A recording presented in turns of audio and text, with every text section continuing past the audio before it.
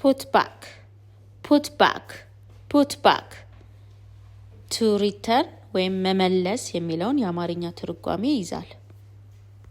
For instance, please put back the book on the shelf.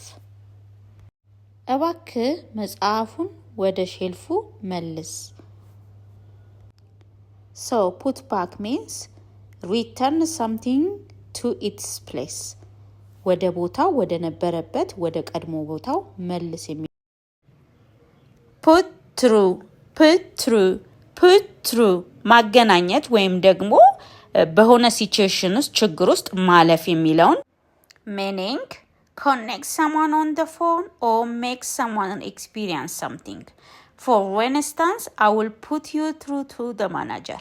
ከማናጀሩ ጋር በፎን አገናኝሃለሁ ወይም ደግሞ አገናኝሃለሁ የሚለውን ቃል ለጽ over the phone I will put you through to the manager የሚለውን ሴንቴንስ እንጠቀማለን ማለት ነው።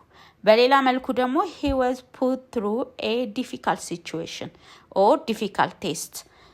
የተለያዩ በከባድ ችግሮች ውስጥ አልፏል። እሱ በከባድ ፈተና ውስጥ አልፏል፣ በከባድ ችግር ውስጥ አልፏል ብለን መናገር ስንፈልግ he was put through a difficult situation. He was put through a difficult test. Put off, put off, put off.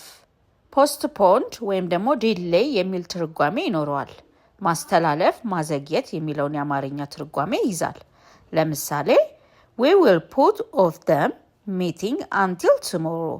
ስብሰባውን እስከ ነገ እንዘገያለን።